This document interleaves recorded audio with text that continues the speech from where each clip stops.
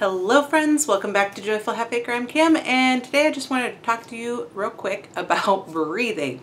And yes, I know that's kind of a stupid subject. Don't we all breathe? We all know how to breathe, right? But really, there is more to it than just our everyday breathing. I've learned throughout my studying of health and stuff how important breathing really is. And here recently, my lab this week for one of my college classes is on breathing, and it's more of the technical aspect of it and measuring breathing and stuff to determine like health and stuff. But I have known for a while now how important breathing really is.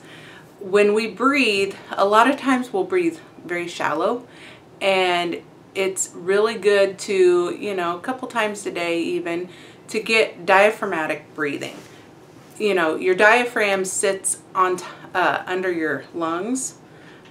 It's on top of all, like, your stomach and stuff. It's a muscle, your diaphragm is. And when you breathe, that muscle helps you. And when you breathe deeply in and let your stomach go out, you know, and then breathe out, and then your stomach goes in, your diaphragm, you know, raises and lowers, and it really gets the oxygen to more at the bottom of your lungs, and it's deep breathing, basically. Deep breathing is really important. If you can do that a couple times a day, you're really getting good oxygen, and it's good for your body. And good oxygen is good for overall health. So I encourage you to a couple times a day, you know, do some deep breathing and just calm, slow, you know, breathe in for a few seconds and then breathe out for a few seconds. Hold it in between for just a couple seconds. And there's lots of different plans. You can look it up, you know, like you should do it for 8 seconds in, 6 seconds holding, 8 seconds out. I don't know. There's lots of different ones I've seen, but basically just, I feel like it's what's comfortable for you, you know, just deep, slow breaths. It's really good for you. And part of the reason this came to mind right now is, like I say, I'm doing a lab for school, and it's on control of breathing.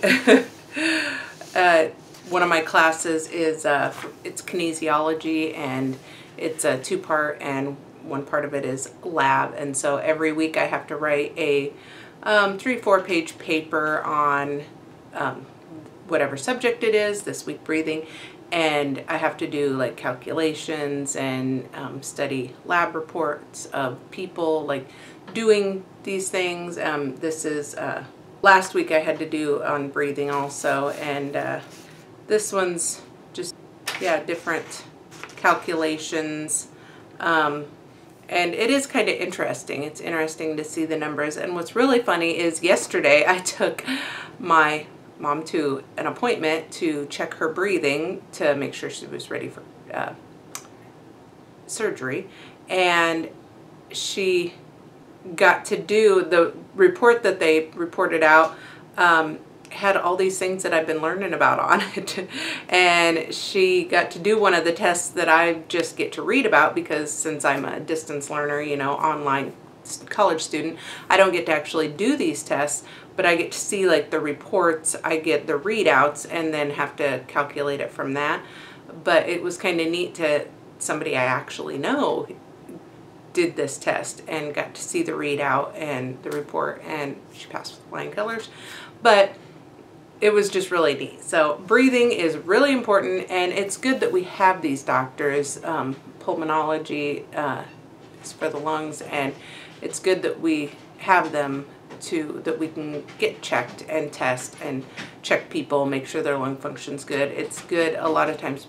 Sometimes people do it like to check performance, like athletes can, you know, check their lung function and see how well they're doing. And in this case, it was to make sure lung function's good for surgery. But it's just really good that we have these doctors that can check this and make sure we're breathing good, and that they know the calculations and what's a good percent and stuff. So I'm kind of curious. I would love to kind of get one done just to see what mine is. I had some lung blood clots in multiple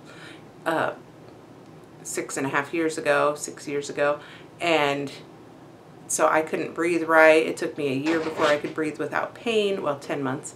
And so I'm just curious what my lung function would be with having that scar tissue. But either way, I know I can breathe good now, and I can jog. I do have some diminished running abilities, and I think it's from that scar tissue, but I can jog, and that's what matters. So anyway, take some deep breaths today. It's a good thing. I encourage you, do some deep breathing, slow deep breaths. It's good for your entire body.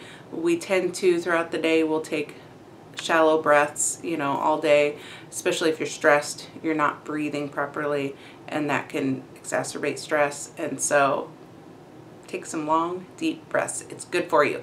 Look it up if you want to know like different calculations on how long you should hold your breath and how long you should breathe in and out and stuff. Look it up. There's lots of good YouTube videos and articles on the importance of breathing. I encourage you to look it up. So thanks for watching today, friends. I hope you liked this video. Subscribe to my channel and continue to join me in this joy-filled life. Thanks.